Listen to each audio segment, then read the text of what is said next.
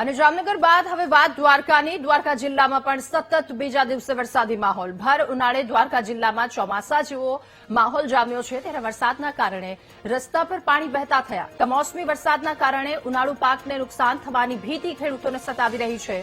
પાક નિષ્ફળ જવાની ભીતિથી ખેડૂતો ચિંતિત બન્યા છે. ત્યારે જામનગર બાદ વરસાદી માહોલ દ્વારકામાં પણ અવિરત વરસાદ, રસ્તા પર પાણી વહેતા થયા. વાતાવરણમાં આંશિક રાહત તો મળી છે ગરમીથી, પરંતુ સાથે સાથે ખેડૂતોની ચિંતામાં પણ એટલો જ વધારો થયો છે. પાક નિષ્ફળ જવાની ભીતિ ખેડૂતોને સતાવી રહી છે.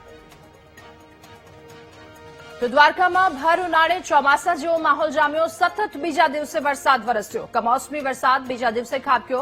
અલગ અલગ વિસ્તાર દ્વારકાના કલ્યાણપુર, ખંભાળિયા વિસ્તારમાં માવઠું આવ્યું. કમોસમી વરસાદને લઈને પાક નુકસાનીની ખેડૂતોને ભીતિ સતાવી રહી છે. ત્યારે વેસ્ટર્ન ડિસ્ટર્બન્સની આ અસર રાજ્યભરમાં અલગ અલગ જગ્યાએ વર્તાઈ રહી છે. જામનગરની સ્થિતિ જોઈ ત્યારબાદ દ્વારકાથી પણ કેટલાક વિસ્તારોમાં વરસાદ વરસવાના સમાચાર. માવઠાનો માર, તાતની માઠી દશા બેઠી છે. વધુ માહિતી મેળવીશું. સંવાદદાતા હિરેન આપણી સાથે ફોન લાઈન પર જોડાયા છે. હિરેન, દ્વારકાના કલ્યાણપુર, ખંભાળિયા તમામ વિસ્તારોમાં વરસાદ, શું સ્થિતિ હાલની?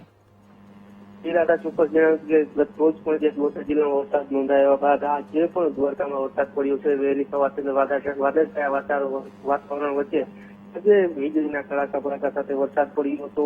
કલ્યાણપુર, ભાટિયા, ખંભાળિયા સહિતના વિસ્તારોમાં જે આ વરસાદ છે તે પડતા જ ક્યાંક ને ક્યાંક ખેડૂતોને નુકસાની જવાની ભીતિ સેવાઈ રહી છે. જી દાદા. હિરેન, આભાર આપનો વિગતો સાથે જોડાવા બદલ.